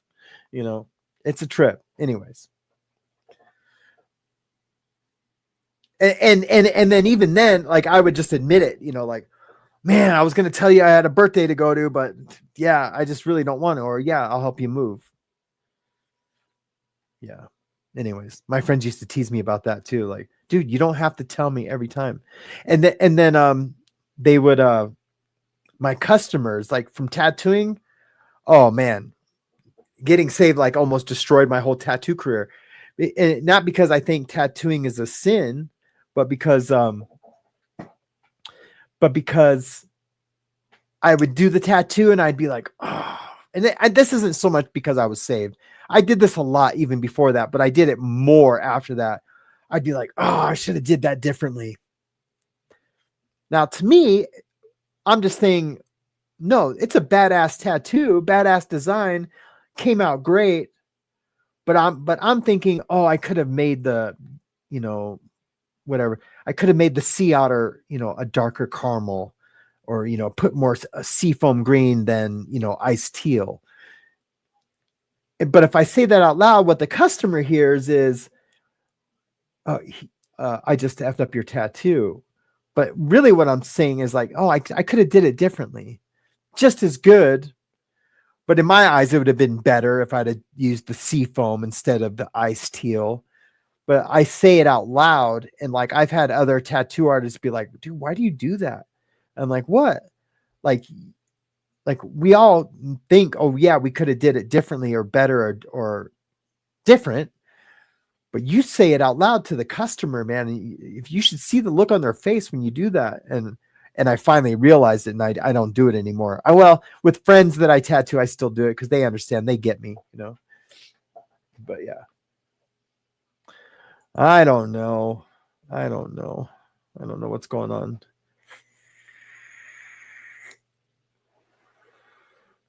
Hey, is Russ here? If he's here, good to see you, Russ. Let me just star some of these comments. This is why I need someone backstage.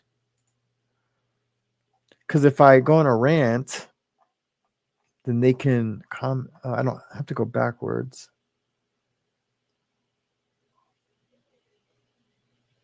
Oh, I like that, Lacey Silver. I just read that real quick. I always have had a gift to predict things, but last year I got so much stronger after I almost, and oh, that's sad myself because of the health issues. Yes. I know a pastor's wife who just struggled with that. Her health issues, and she almost unalived herself. And she's got a beautiful life, but health is in pain. I mean, supposedly that's why Kurt Cobain took his life, right? Because of all the stomach pain and that he couldn't get past his addiction. I think it was more addiction. Others think it was Courtney Love, but I don't know. Nicole has a comment. Sam, I had acne up until my mid-30s, tried everything, and all natural spray is what got rid of it finally. Wow, that's crazy. That's super cool. Back then, Accutane was a big thing. I don't know if Accutane is still around. I think it is. Accutane was a big thing, and you couldn't drink milk, any kind of vitamin A, because it was like a concentrated vitamin A, and vitamin, or I said it wrong, but vitamin A, like especially a concentrate, like pushes everything out. And it really dries your skin.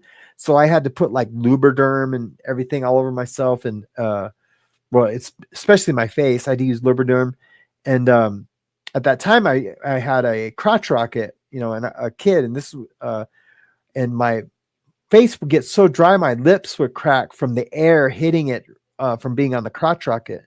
So I had to put Lubriderm on my face because of it. But that pretty much helped it. But I still had all the scars. Every once in a while, I would get a pimple, in my 20s, but it was rare. And it was usually just if I, ate something really greasy. But I was on the bus one time. Sorry, I know I broke up there. I was on the bus one time, and I had cystic acne, right? So I had like a cyst on my nose, a couple over here. I mean, it was like the worst it had ever been. And I'm on the bus, and I kind of had my head down, because I always kind of like used to try to hide it, And this little old Mexican lady comes up to me. She's like, she called me mijo, which was crazy. It's what my grandmother calls me, as mijo. She's like, mijo. And I just like looked up at her like, yeah, that's how I felt, like, yeah. And she's like, no more leche, no más leche. She's telling me no more milk. Don't drink no more milk. And I did. I drank a lot of milk. Like, cause I grew up with a hillbilly dad who, they just milk, meat, potatoes, eggs, lots of dairy. And I just grew up drinking a lot of whole milk. And she's like, no más leche, no, no, no. I'm like, okay. She's like, it's for the, and I did. I stopped drinking milk, and it really cleared up a lot, but it didn't clear up completely because I had an issue. I had cystic acne. Oh, here's a cool story. So it's not very long or anything. So I used to have to, on Fridays, I would get these shots in my face. They would take, and as a kid, it's super scary, but I got used to it. I would go to the dermatologist and they would do like all these shots in my face. And they hurt, but I got used to it. But I come out of getting the treatment, and I walk out into the waiting area. And I mean, I was going to say, guess who was there? And you guys would never guess in a million years. Bert Reynolds. I had the same dermatologist as Bert Reynolds. Is that crazy? The younger audience is going to be like, Bert who? But I think most of us would remember who Bert Reynolds is. But yeah, super nuts, man. Bert effing Reynolds. Yep. Super neat.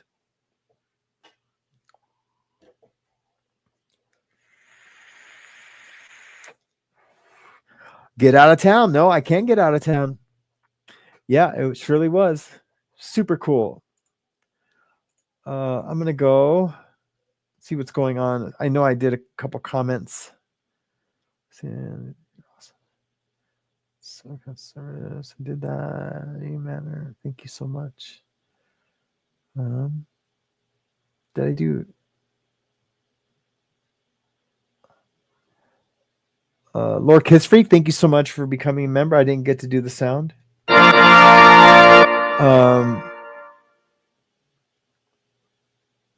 Angie Mo, thank you so much for the sticker. Here's to Hillbillies in Tennessee. That's right. That's right. Oh, I forgot you're from Tennessee. Paula Penley says it's not just a day's pain. You're feeling on this. Okay, yep, I did that one. I'll get better at this. Watching you think do things to spy. I did that one. I probably did all these. Oh, I didn't do Susie's sound effect either. Thank you so much, Susie, for becoming a member. I was just able to start using my Stream Deck. Blue Bayou, comment, sell and put funds into education fund for your daughter. Oh, that's a great idea. Thank you so much. And we do have an education fund for her. That's a great idea. That's a great idea. What's super nuts, we were thinking it was going to be for college, but it just might have to be for high school. If the public schools don't get a little better around here. They're not terrible. But there's a like a Christian academy here, and we would love to put her in that, but that's not for 6 years, I guess. So we have plenty of time to save for that, but that's a great idea, Blue Bayou. I would like to give it back to like something through here. That way we can like, show it, on YouTube. So maybe his, would see it. I was going to call him a name, but I don't need to keep calling him names. Sam, I already did that one. Cool. I think we're caught up. Unless I know there's probably a bunch I missed, and I apologize. I will get someone backstage to do these better.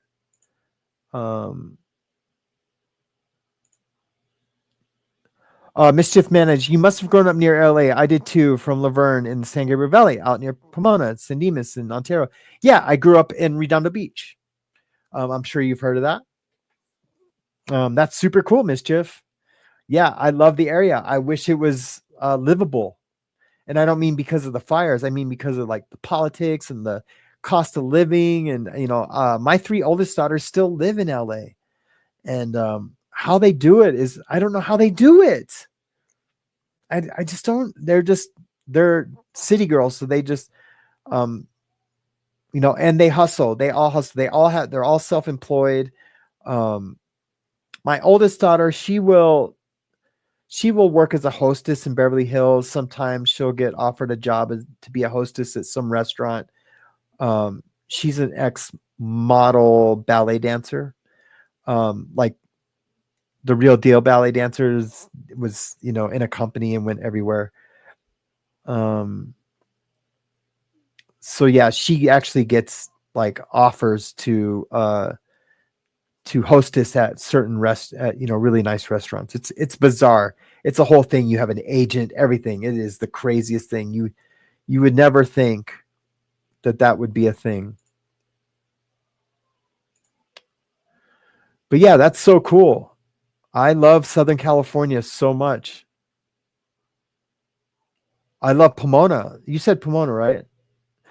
Or Laverne. See, I left in 93, couldn't pay me to move back. Yeah, me either. And what's crazy is that I'm here in Montana because of a federal judge made me stay here because they didn't want to pay, because every time I'd violate my probation, they would have to fly me here and do all the things, right? And she was like, nope, you're not getting to go back home. You're going to stay close to me so I don't have to, spend all this money to get you back. And I fought it like with a lawyer and everything. And no, they made me come here, and I was homeless. I was homeless for a little while. Yep, I sure was. And it was bizarre. But now I've had 3 tattoo shops since this is just a few years ago. I really just, once I got off the pity pot and, was, started to realize that I was worth more than I was treating myself. And then, once I realized how much like my real estate was worth as a clean, sober, godly man, because you feel like, man, like, no, like I'm not just gonna be with some chick who still trying to figure out her life, or still in her addiction, in and out. Like, I'll be there for that person, but there's no way I could be like have like a personal connection, maybe an interpersonal one, but not. But I guess what I'm saying is, like, when they tell you to wait a year, when you first get clean and sober, that there's a reason for that. And I used to be like, that's just a rule that they want to, implement. No, there's a reason for that. Because if you don't know your worth, you're going to choose someone that doesn't deserve you, or vice versa. People that are, when we're in our addiction, we really suck at picking partners. We really do. We are not good at it at all. Hey, Galen, thank you so much for the gifted memberships. I really appreciate that. That's cool because we got like 30 new members in the past couple days. So yeah, that's gonna go to some be put to good use. So thank you so much. And sorry I butt dialed you the other day. We were at the hotel in the swimming pool, and I had butt dialed Galen. But FaceTimed her.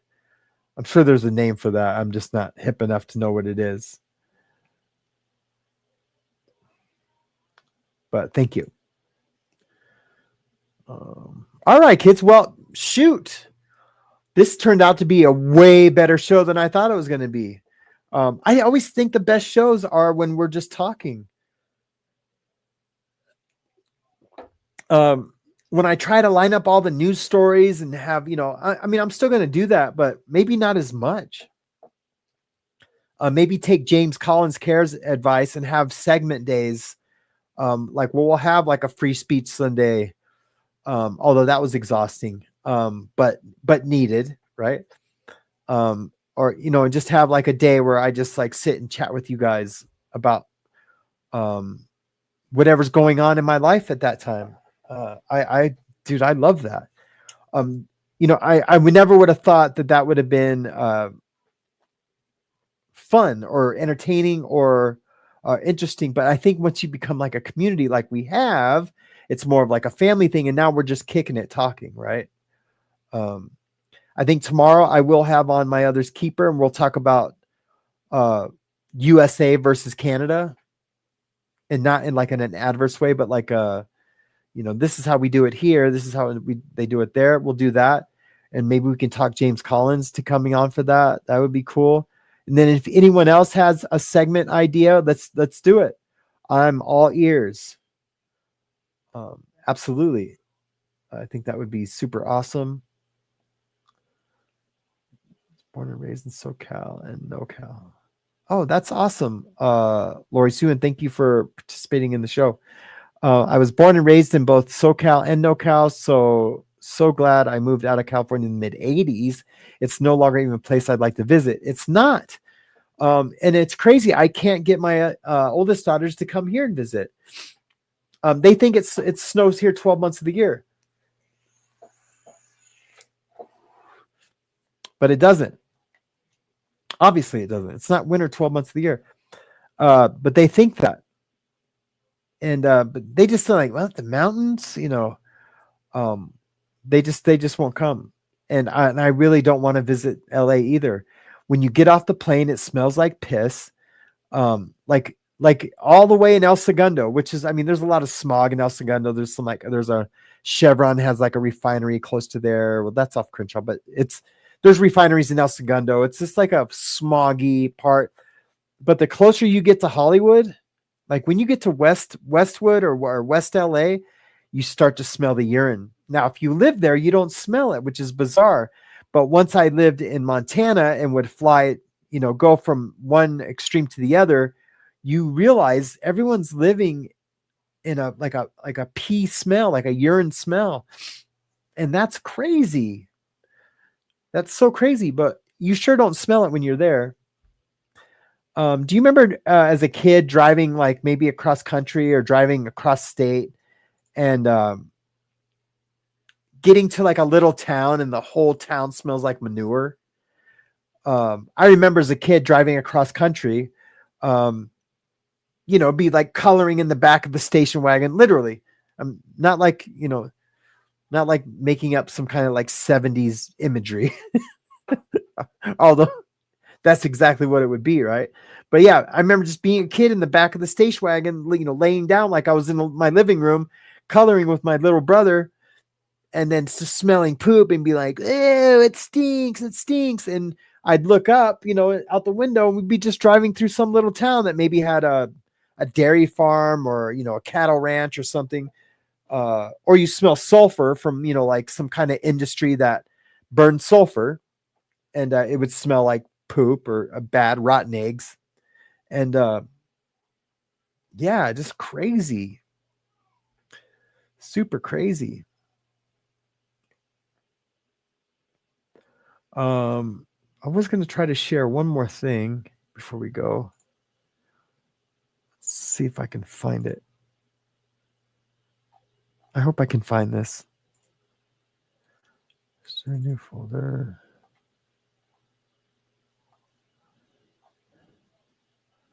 Oh man, I hope I can find this real quick. I bet you it was in the other folder. The first Mayhem Show folder. Nope.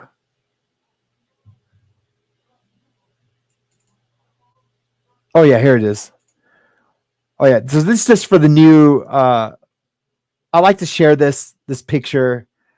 So this is me in my Hollywood apartment in the early 90s. It might even be 1990. Look at that guy though. Was this guy a future alcoholic or what? Look at all the alcohol in this was over my TV, and it wasn't like a flat screen. It was like a big Zenith TV. But look, I have like 3 bottles of Jim Beam, 2 bottles of Crown, 1, 2, 3 bottles of, because there's bottles behind the front bottles. Or no, it's 2 bottles of Jose Cuervo, bottle of Absolute, a bottle of Stoli. And I'm drinking a Grolsch. That was in my apartment in Hollywood. But look at that guy. I wanted to be Richard Grieco so bad, you could tell. The sideburns, my hair is really curly. It was more curlier when I was a kid, when I was that age. So I would use what do you call it? It's the like a straightener, like a high, like a cholesterol straightener. People that have like really tight afros, like will use it to like relax their hair. Relaxer, that's what I was trying to think. I would use relaxer and it would burn my hair. It would burn it, but I used it all the time because I didn't want to because my hair was super curly. But man, I love that picture. I just like to share that picture because just so like, I've come a long way from being that kid alcoholic. I really have. Yeah, right. I like Brazy knows. Yeah, I was trying to be Richard Grieco. I mean, at the time I wouldn't have admitted to that. Not even I wouldn't admit. I'd have been. I'm trying to be me. But with the guest jacket hanging off my shoulders, my hair down in my face, even though that is kind of how I wear it now. But I shaved my head for a long time. My daughters dared me to grow my hair long to see if I could still grow it. And it still comes in pretty thick. Yeah. So, but yeah, I love that picture.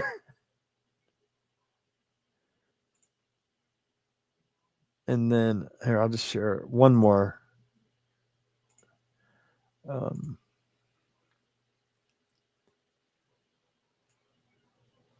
Which one should I share? This is me like a year and a half. So this would be like 2014. Skateboarding.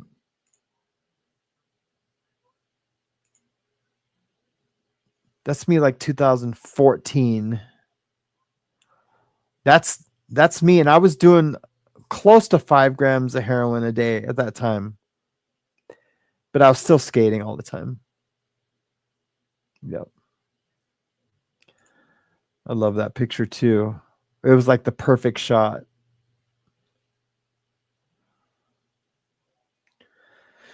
So yeah, guys. Well, that was an awesome show. Thank you so much for blessing me with your presence. And I mean that not in like a parasocial suck up way. I think Susie has ruined me for like being a content creator. Not really, but you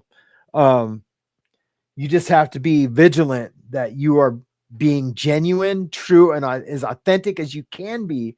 That's why it's so important to be honest as a creator of this sort. Do you know what I mean? If you can't be 100% like, I mean, I'm sure like some creators can be like, but if you have to be genuine, if you're not, it's not going to ever work, and it's going to come off as being grifty. So that's my pledge to you guys. I'll do my best. Thank you guys so much for coming out today.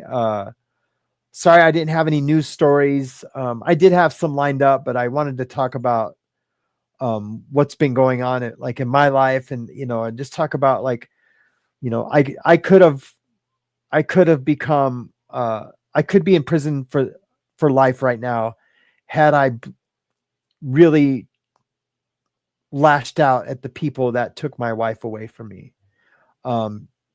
Because I did have a plan for a little bit to do that, to I didn't have a reason to live, but I did have my daughters, but I still had become an addict. But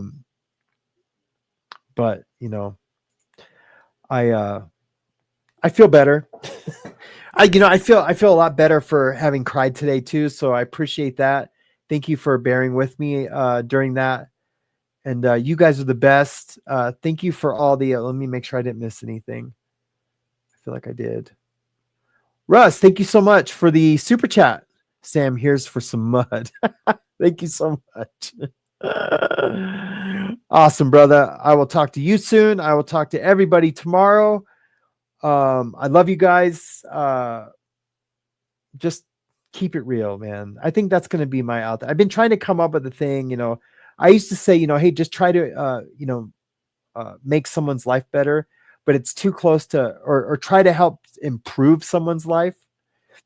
But it was too close to Brett's, aka Tommy, thing. So I just I need to come up with something. I think I'll just be like, hey, keep it real. That's kind of cliche though too. I need to come up with something good. But I want it to happen organically. Like I could, chat GPT, like what's some cool shit to say at the end. But I want it to happen organically. So I'm just going to keep rolling with whatever happens at the end of the show until I find my thing. All right, guys. I love you guys, and I will see you tomorrow.